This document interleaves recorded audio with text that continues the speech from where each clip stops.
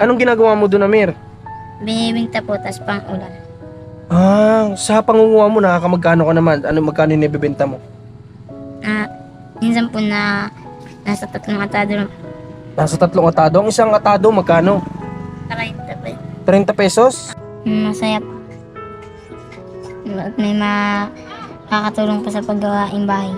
Ngayong araw ay samahan nyo kaming muli na bisitahin natin ang isa sa scholar natin, ang batang si Amir.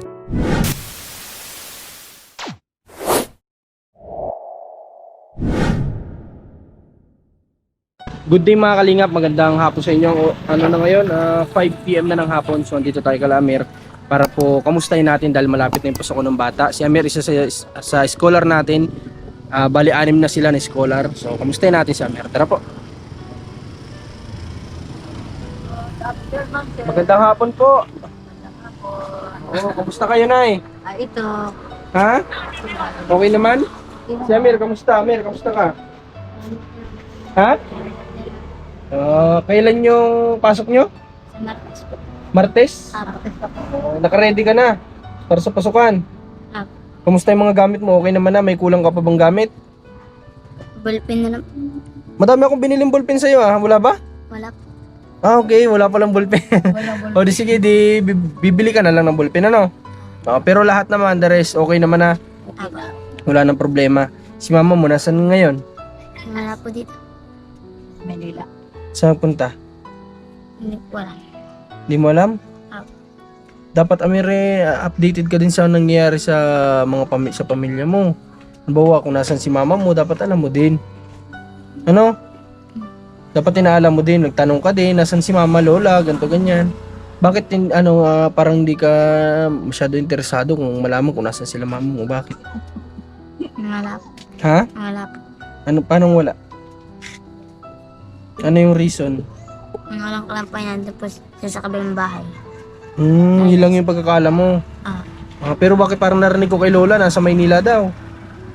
Nasa Manila nga daw po. Nasa Maynila daw. Pero ang pagkakaalam mo na nasabi sa'yo, nandiyan lang sa kabilang bahay. Tapos nasa, Sa Santa Elena. Tapos ngayon, nasa Manila na pala. Kamusta naman itong bakasyon mo? Nasulit mo naman? Apo. Ha? Apo. Anong ginawa mo nitong mga nakaraang araw? Amir, kwento mo nga kami. Ano pinagkaabalahan mo?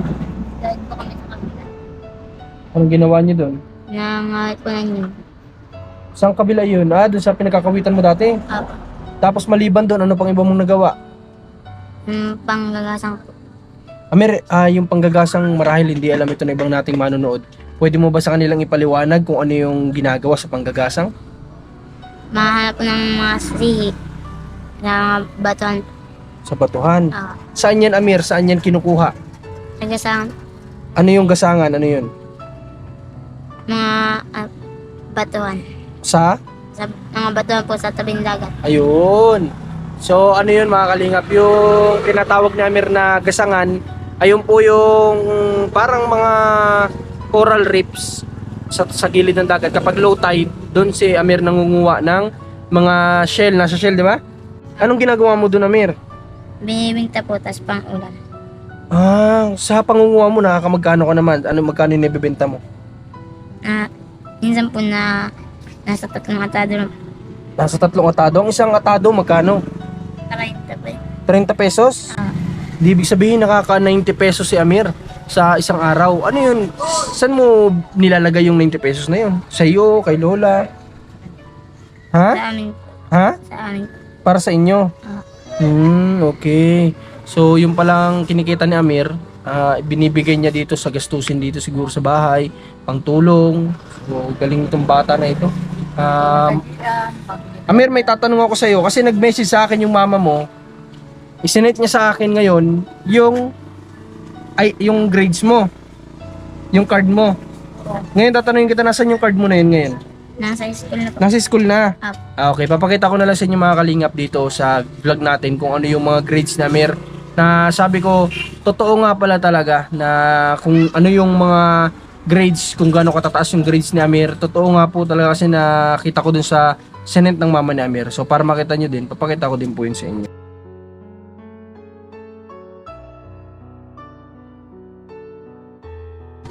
Grabe sana, Amir, magtuloy-tuloy yung ganong grades mo. No? Apo. Anong grade ka na ba sa pasukan? 6 po. Grade 6 ka na, di ba? Apo. Okay, isang taon na lang mag-high school ka na rin. Gusto mo ba makapag-aral ng high school? Gusto po. Ha? Gusto po. Ano yung dahilan? Anong reason? Bakit gusto mo? Para po makapagtapos sa pag-aaral at makatulong po sa bahay. Yan po yung mga bata na hinahangaan ko, yung ang mindset nila makapagtapos ng pag-aaral para matulungan kung sino yung mga tumulong sa kanila nung sila ay nasa ganitong sitwasyon pa. Okay, so maganda Amir yung gusto mong mangyari, no? Makatulong din dito kala lola mo. Okay. Huwag mag-asawa agad. Huwag ka mag-aasawa agad. Baka naman pag first year mo hanap ka na ng asawahin. Ha? Amir? Ha? Bata? Ano po tatay? May bata na. May bata na. O may girlfriend ka na daw? Wala po. Baka meron na. Ba't sabi ni tatay? Ha? Wala po. Wala? Wala naman daw. Ano yung tatay? Biro lang. Biro lang. Biro lang pala ni tatay. Kala ko totoo. So huwag ka muna Amir mag-girlfriend ano? Madali lang naman yan pasukin. Pero mahirap kasi kapag dumating sa point na matukso kayo, hindi nyo malaman yung limitasyon nyo bilang mag-boyfriend girlfriend, baka masira yung pangarap mo, no? Kapag ready ka na, wala namang problema. Lagi pinasok ka na yung card mo. Pinasa na pala. Kailan pinasa yung card mo?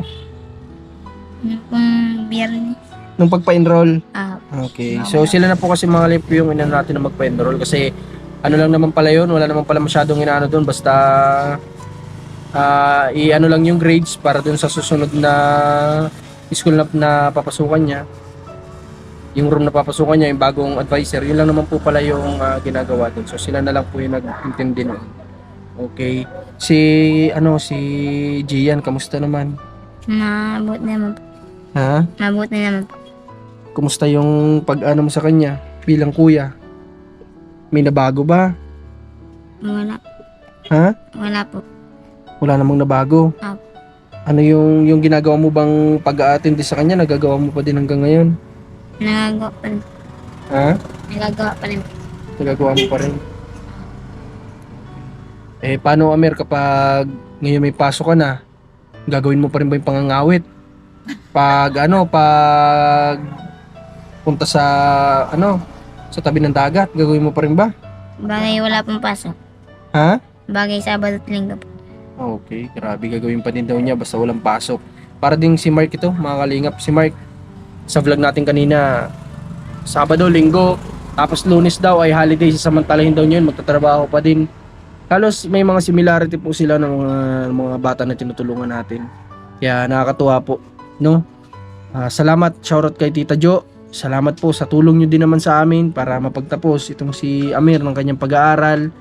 Maraming thank you po sa inyo at pinagkakatiwalaan nyo yung kagaya namin na mga charity vlogger na maipaabot yung mga blessing na natatanggap nyo din po. Kaya maraming thank you talaga sa inyo. Okay. Ngayong araw ba anong ginawa mo? Baka di ka naglaba ka ba? Ha? Kaya pang yan. Kayo Nino? Ate. Nandiyan pa si ate mong yung si Isay. yung mas bunso dun sa ate mo nung na-interview namin nakaraan. Apo. Nandyan pala yung kapatid niyo mas bunso. Okay. Kamusta naman yung relationship ninyong magkapatid? Maayos naman po. Ha? Maayos naman po. 'Di ba kayo hindi talaga kayo magkapatid ng ng buo? Sa inala. Sa ina lang? Apo. Kamusta naman yung pakikitungo mo sa kanya? Maayos naman po. Ha? Maayos naman po. Maayos naman. Apo.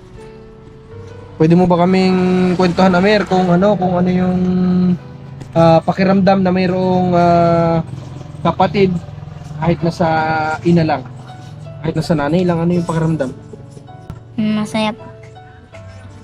At may makakatulong pa sa paggawaing bahay. Okay, masaya si Amir kasi kahit nasa ina lang sila magkapatid, at least, kumbaga sabi ni Amir, may nakakatulong sa kanila para sa mga gawaing bahay. Tama nga naman kasi lalo na babae yun, di ba? Apo. Mas may alam sila sa mga gawaing bahay. Okay. Amir, ngayon, kaya kami napunta dito kasi para ibigay kung ano yung pinangako namin sa inyo, sa amin pinangako namin ni Tita Jo para sa pag-aaral mo, no? May dala ko ditong allowance mo, Amir, para sa pagpasok mo, ha? Bibigyan kita ng pwede mo nang paunin at bibigyan din kita ng kapag may gusto kang bilhin. Ano? Sa tingin mo, magkano yung magiging pwedeng budget mo sa agad araw? Kung sa pera, magkano? Na konti naman. Magkano nga sa tingin mo? Sa isang linggo lang po ay mga 100. Grabing tipid naman ni Amir. Sa isang linggo daw, kaya niya pagkasyahin ng 100 pesos. Sumasakay ka pa ba ng tricycle? Nagbabike? Sira na po yung bike. Anong sira ng bike? Natikal po ng pito. Yung? Ano po yung interior? Yung pito. Okay, yung pito ng interior, yung binubumbahan. Apo. Yun lang yung sira niya. Apo. O, di sige, papaayos natin para, para hindi mo na kailangan gumastos pa ng pamasahe. Gusto mo ba yun? Okay, sige. Dalhin mo sa paayusan, tapos alam mo naman yung shop namin, di ba? O, tama ako doon, ha? Aantayin kita. Basta dalhin mo yung bisikleta mo bago magpasukan, dapat maayos na, ano? Okay. Kasi nga, tapos pa naman natapos. Oo, kasi para pagpasok mo ng Martes, okay na yung yung service mo, ha? Saan kayo? Okay. Kukunin ko yung yung allowance mo na pagkain. Mga kalingap po, may dala tayo dito ng groceries para sa pag-aaral namin. Okay. Amir, gusto ko tingnan mo to. Kung makakain ba ng nito? Makakain mo ba ito sa pagpasok? Sa mga dyan, Amir. Okay. Amir, umiinom ka ba ng ganito, chocolate? Oh. Inamin mo yan, ha, bago magpasok, ha. Inom ka para kahit paano may yung katawan mo. Ito, cupcakes. Oh, ha, yan kasi ito mga kalingap, alam naman natin na ang mga cupcakes bumibilang din yan sa tinapay. Alam naman natin na kapag break time, ganyan din naman yung kadalasan na kinakain nila. O kaya nga sabi ko, bibigyan ka pa rin namin ng cash kung may gusto kang bilhin. Halimbawa na lang yung mga luto nila sa kantin, makakabili ka pa din, di ba? Kumbaga ito, panghalili lang kung ayaw mong kumain sa kantin, may makakain ka. O yan. Tapos meron ka ditong juice. Ayan, babaunin mo to, Amir, ha? O yan, juice, para kung ayaw mo nang pumunta, maabala pa pagpunta sa kantin, pwede, ha? Tapos Amir, bibigyan kita ng allowance. Pero Amir, ito mga kalingap na ko lang kasi gusto ko si Amir maging independent din sa buhay. Gusto ko matuto siya sa lahat ng bagay. Ikaw ba, Amir, kaya mo ba mag-budget ng pera? Ha? Kaya mo? Yung pagbabudget mo ng pera sa pagpasok? Kaya. Sigurado ka? Kasi gusto ko, Amir, matuto ka sa lahat ng bagay para pag dumating yung time na magtatrabaho ka na, marunong ka na, no? Hindi na bago sa iyo, marunong ka na humawak ng pera. May alkansya ka pa pala? Grabe. Si Lydia doon. May ipon ka na. Meron. Grabe, galing na Amir, oh. Marunong na mag-ipon, bata pa lang. So sana paglaki mo, ganyan ka din. Para, ha? Ano po? Gagastusin sa pamanikan. Maloko si tatay, ah. Bigyan natin si Amir ng Amir, gusto ko matuto ka mag-budget, ha? Ha? Kung alam mo, halimbawa na lang yung mga bagay na alam naman natin, hindi naman natin sobrang papakinabangan, alam mo na yun kung dapat mo bang bilhin yung bagay na yun o hindi, ha? Yung mga ganung bagay, dapat alam mo yun. Kailangan ko ba ito sa buhay ko? Bibilin ko ba ito? Kailangan ko ba ito?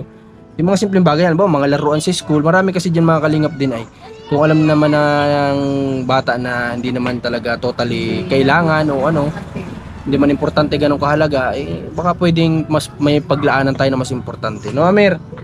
Okay, hawakan mo ito, ha? Ang sabi sa akin ni Amir, ang budget lang niya sa isang linggo ay 100. So grabe naman po kung kung 100 pesos lang sa isang linggo, parang sobrang ano naman siguro, tipid naman sa maghapon kasi maghapon po yung pasok dito nila. Ang break time nila dito umaga tsaka hapon. So, bahala na siya, Mir, no? Mir? Basta budgetin mo yan, ha? Okay, anong gusto mong sabihin kay Tita Celia? Maraming salamat po sa pagtulong po sa aking pag-aaral. Ano pa ang gusto mong sabihin? May iba pa? Sige. May sabihin pa daw sa Mir. Maraming po salamat sa binibigay nilang tulong. Nakakalagdag po kami sa gastusin sa school. Okay. Salamat daw po Tita Celia sa tulong nyo. Malaking tulong para kay Amir. Para sa pag-aaral niya. Nang sa ganon, sa pamamagitan po ng ganito, nasa kamay ng tinutulungan natin yung pagbago ng buhay nila. Hindi na po yung parang bigyan natin sila ng pagbabago na tayo lang yung gumagawa. Maganda po na tinutulungan din nila yung sarili nila, pakita din nila na sa pamamagitan nila mismo kaya nilang mabago yung buhay nila. Tayo nandito lang tayo para gumabay para sa pagbabago ng buhay nila. Yun lang po yung ano natin. At huwag nating i-tolerate yung mga parang alam niyo yun, yung nag-aantay na lang tayo. Hindi na natin kailangan kumilos kasi may magbibigay naman sa atin. Ang pangit naman po ng ganun. Kaya ganito yung ginagawa natin para sa kamay nila mismo manggaling yung pagbabago ng buhay nila. Andito lang tayo para i-guide sila. So yun lang po mga kalingap at ito yung naisip lang namin na matulungan sila makapagtapos ng pag-aaral. Yun lang po, yun lang yung ano namin naisip. Mabuti na lang po, salamat tayo kasi nandiyan yung mga nagmamahal sa atin, kagaya ni Tita Jo, na sinusuportahan tayo. So ganun dito na lang din tayo. Gusto ko shoutout si Ninang Adelyuson, Ninang Adelina, Ninang Lons, kay Ninong Hawaii, kay Tita Jo, kay Tita Celia, kay Tita si Tita Sharon, si Tita Faye. Maraming thank you sa inyo lahat sa pagtitiwala po sa akin. So dito na lang yung vlog namin siguro, Amir, no? Yung update natin sa kanila, ha? Pagbuti mo pag-aaral mo. Ha? Okay. Pero tayo, Amir. So yun mga kalingap, maraming salamat sa panonood. Huwag nyo kalimutan na i-like at i-share itong vlog natin para na sa ganun mas marami tayong matulungan. Supportan nyo din yung ating Facebook page na Marcos TV Channel. Maraming salamat, supportan nyo Almo Vlog, Commander ni Marcos TV Channel. God bless po mga kalingap, pagpalain tayo nawa ng ating Panginoon.